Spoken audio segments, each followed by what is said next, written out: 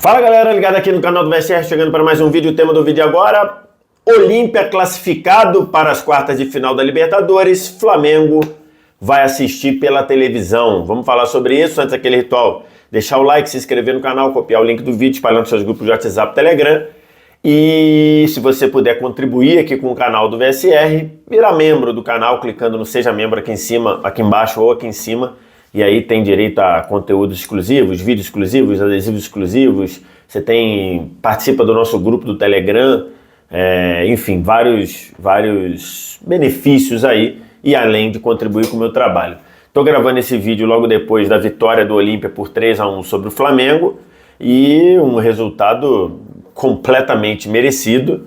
E uma eliminação que é surpreendente pelo poderio do time do elenco do Flamengo, na teoria, contra um elenco paupérrimo do time do Olímpia, e não é paupérrimo de salário, não, de dinheiro, paupérrimo tecnicamente, mas que um time, você tem uma noção coletiva e no outro não tem. E é curioso que o Arce assumiu o time do Olímpia tem, sei lá, 3 jogos, 4 jogos, e o Sampaoli está aí fazendo um trabalho ruim, e eu falei sobre isso no vídeo anterior.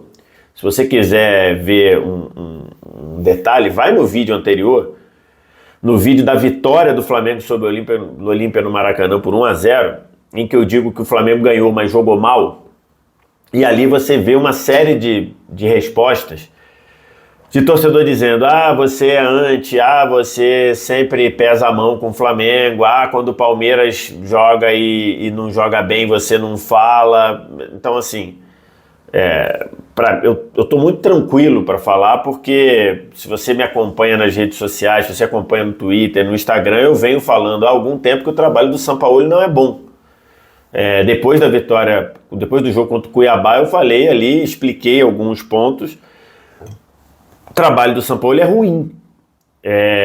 E nessa sequência aí para tratar rapidamente do mais recente, o Sampaoli teve uma sequência de 21 jogos com apenas uma derrota. E essa derrota foi aquele 4-0 para o Bragantino, que foi uma derrota que falou muita coisa, mostrou muita coisa, né? E aí a narrativa que se criou, a fantasia que se criou, era que o Flamengo não estava conseguindo resultados no Brasileiro porque os jogadores escolhiam jogar as Copas. Que o Flamengo não estava conseguindo performar no Brasileiro porque os jogadores estavam conscientemente tirando o pé do Brasileiro. E eu, analisando o jogo, vendo a atuação, inclusive em jogos de Copa, eu olhei e falei: gente, isso não está fazendo sentido, não. Os defeitos que eu vejo do Flamengo nos jogos do Brasileiro, eu vejo também nos jogos de Copas, de Copa do Brasil e de Libertadores. E comecei a bater na tecla aqui, no Twitter, no Instagram, dizendo que o problema do Flamengo não era escolher jogo. O problema do Flamengo é que ele era mal treinado. E comecei a defender isso. Apanhei muito também. Se você olhar muitas respostas, apanhei muito. Mas acho que hoje isso ficou bem claro, né? Era um jogo de Copa. Aliás, o Flamengo jogou 8 jogos na Libertadores, 8. 7 com o Sampaoli, 1 ainda com o Vitor Pereira. Nos 8 jogos do Flamengo na Libertadores, ele não fez nenhum muito bom. Nenhum. Contra o Alcas no Equador foi uma tragédia. Depois ele joga contra o Nublense em casa, vence por 2-0, mas uma partida muito ali de fazer o básico. Aí depois joga contra o Racing fora de casa, tem ali uns 20 minutos ok, depois vê o time do Racing dominar completamente o jogo, empatar e não virou por pouco. Depois do Racing, já faz uma partida das piores contra o Nublense fora de casa, que merecia ter perdido para o Nublense, ficou com 1-1. Ganhou do Racing no Maracanã, uma partida muito econômica, e ganhou do Alcas por 4-0, num cenário que o Alcas já não tinha chance. Talvez tenha sido a única partida. E contra o Racing, no jogo que ganhou, foi mal no jogo, e hoje uma tragédia. Então, assim, essa é a Libertadores do Flamengo. Mas falando dessa sequência enganosa e mentirosa de 21 jogos e uma derrota só, isso é antes do jogo contra o Cuiabá. Essa sequência, ela mostra tudo que a gente viu em vários cenários. Tanto em Copas quanto no Brasileiro. Tanto dentro quanto fora de casa. Tanto com o time titular quanto com o time misto. Vários cenários. Um Flamengo muito frágil na hora de fazer as transições defensivas. Um Flamengo que não conseguia pressionar nada em termos de bola. Um Flamengo que da intermediária para dentro da sua área se defendia muito mal, porque não consegue ser compacto, não consegue fechar espaços, não consegue fechar a linha do passe. Isso tudo estava na cara. Isso tudo estava na cara em todos os jogos. E aí, isso está na conta do Sampaoli, sim. E eu não estou aqui passando mão na cabeça de jogador, não. Vou falar de jogador também. Mas isso está na conta do Sampaoli. Um time que não consegue achar distância para pressionar, isso é dedo do treinador. Um time que não consegue ser compacto. Gente, o Olímpia, no trabalho do Arce, que começou outro dia, ele foi para o Maracanã, montou 2 linhas compactas na frente da área. O Flamengo, na única vez que o Flamengo arrumou de espaço, o Gabigol meteu a bola na cabeça do Bruno Henrique. E que é um cara muito privilegiado, subiu no meio da zaga e desviou. Foi a única chance. Então, assim, isso já estava acontecendo. Flamengo do meio para frente. Posse de bola improdutiva, posse de bola estéril, passes muito conservadores, passes daqui e ali, aqui e ali. Ele não tem um passe para quebrar, só quando a bola caía no pé do Arrascaeta, basicamente. Nenhum passe acelerado, ninguém se oferecendo para buscar triangulação, para um passe para receber na frente. Nada disso, isso é treino. O trabalho do Sampaoli é muito ruim, e ele é muito ruim há muito tempo. E aí as pessoas se apegando, inclusive o próprio Sampaoli, se apegando à história de que os jogadores não mostram a mesma intensidade, né, nos jogos do Brasileiro. Jogadores não mostram, os jogadores estão escolhendo o jogo. Balela. E aí você está seguindo a coleção de vexames do Flamengo em 2023. Um vexame que começa lá no ano passado ainda, e aí eu não fujo aqui de dar a cara. A diretoria fez algo que foi abrir mão do Dorival Júnior, que eu achei que fazia sentido, errei redondamente, junto com a diretoria. Então, assim, eu errei tanto quanto a diretoria. Agora a diretoria errou mais pro ano, de dar férias, de 40 dias de férias, o momento da venda do João Gomes, que atrapalhou muito. Então, assim, direção muito problemática. Direção que é boa com dinheiro, né? Muito problemática do ponto de vista de condução do futebol. Outro dia eu fiz um tweet falando sobre isso, que o Flamengo não tem um projeto de futebol, né? O Flamengo não tem a cara do que ele quer ser no futebol, no departamento de futebol. E tá aí, né? O Flamengo tem... Quantos treinadores passaram aí por essa direção? Só nesse período? Abel, Jorge Jesus, aí Jorge Jesus não foi demitido, né? Ele quis sair. Domenech, Rogério Ceni, Renato Gaúcho, Paulo Souza, Dorival, Vitor Pereira, Sampaoli. São 9 treinadores, sem contar interinos, logicamente. 9 treinadores efetivos. A gente não sabe de onde vai parar.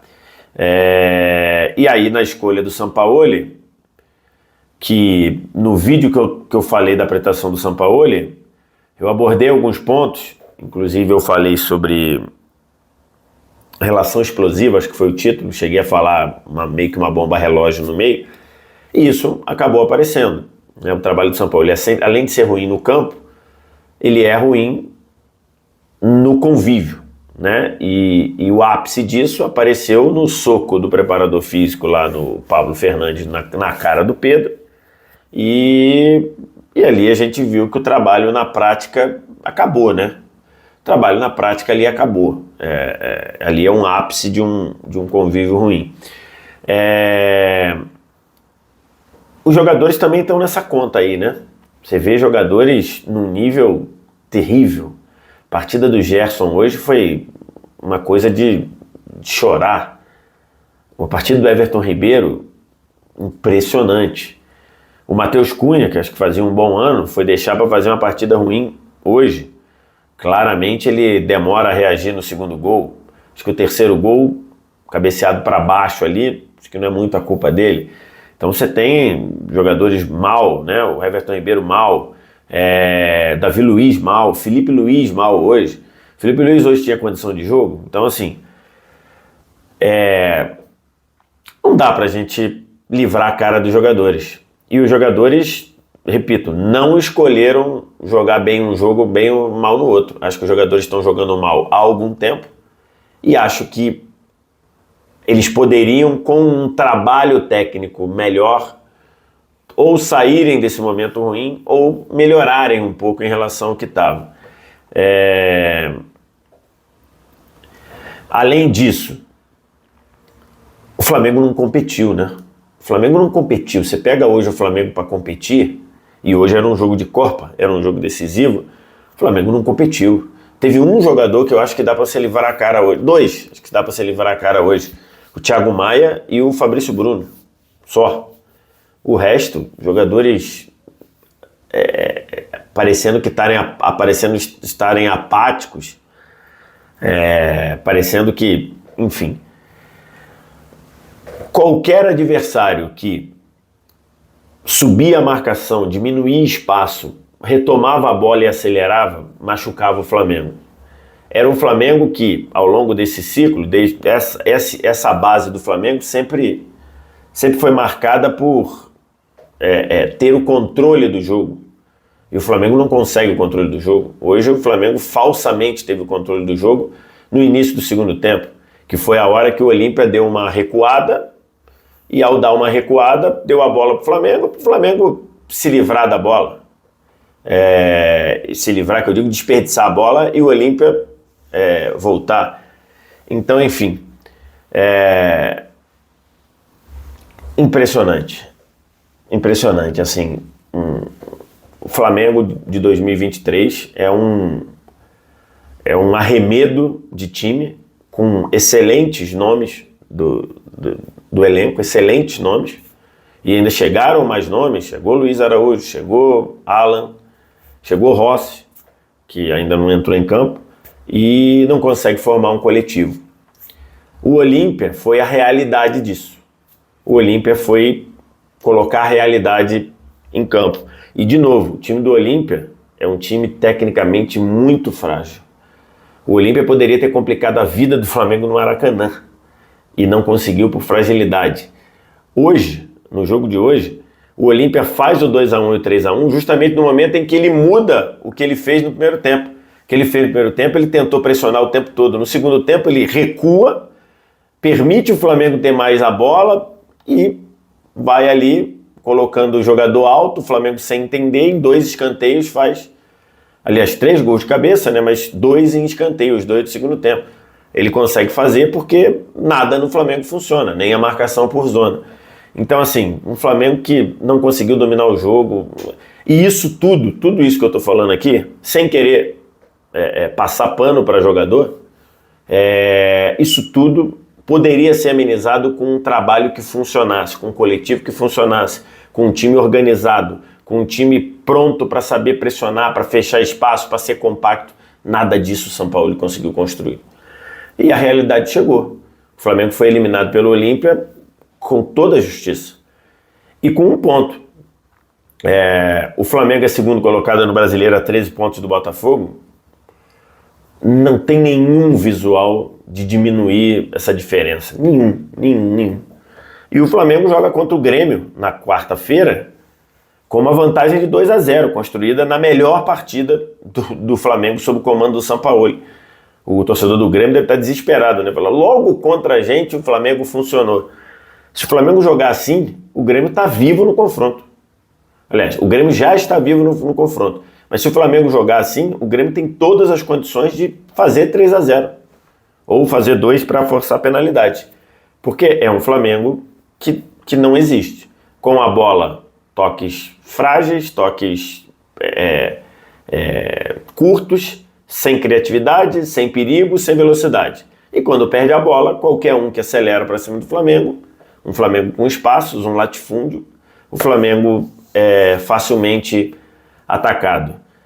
Deixa eu até ver aqui como é que terminou quanto é que terminou a estatística, porque o maior indicador disso daí tudo que eu estou falando são as finalizações.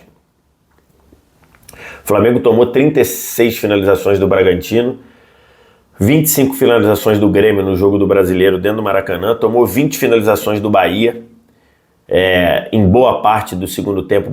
O segundo tempo praticamente todo o Bahia jogou com 1 a menos e jogou por 15 minutos com 2 a menos e finalizou 20 vezes. O Nublense finalizou 16 vezes contra o gol do Flamengo. O Cuiabá finalizou 24 vezes, se eu não estou enganado, contra o gol do Flamengo. Isso daí estava um indicativo, né? Isso daí estava um indicativo. E o Flamengo, aí você pode dizer, mas é que o jogo do Flamengo queria trocação. Tá bom, o Grêmio finalizou 25, o Flamengo finalizou 32. Ok. Foi uma trocação, ok. Bragantino finalizou 36, jogo fora de casa, tudo, o Flamengo perdendo, tá bom, o Flamengo finalizou 28. Não. Era sempre o Flamengo finalizando na casa da metade do outro. O Nublense finalizou 16 vezes contra o Flamengo, o Nublense. E hoje o Olímpia 14 finalizações contra 4 do Flamengo. O Flamengo terminou o primeiro tempo com 8-1 em finalizações. Então assim, é um Flamengo que não sabe atacar, é um Flamengo que não consegue se defender. Diante disso, a série de 21 jogos e uma derrota foi bem mentirosa. E coube ao Olímpia colocar a realidade aí para todo mundo ver. O que vai ser do Flamengo ainda? É difícil, né? Difícil a gente projetar. O Flamengo joga contra o São Paulo no fim de semana, no Maracanã, pelo Campeonato Brasileiro. São Paulo deve ir com time reserva. Não sei qual o time que o São Paulo vai colocar no gramado lá para jogar. Imagino que deva colocar um time titular depois da eliminação, né? Acho que ele bota time reserva, talvez ele nem chegue no jogo. E depois o Flamengo joga contra o Grêmio, para ir a uma final da Copa do Brasil, que ele tem vantagem de 2-0. Eu não sei. E não estou dizendo aqui que o São Paulo tem que ser demitido. Não sei. Não estou falando isso. Mas estou falando que o São Paulo precisa encarar a realidade que o trabalho dele é ruim.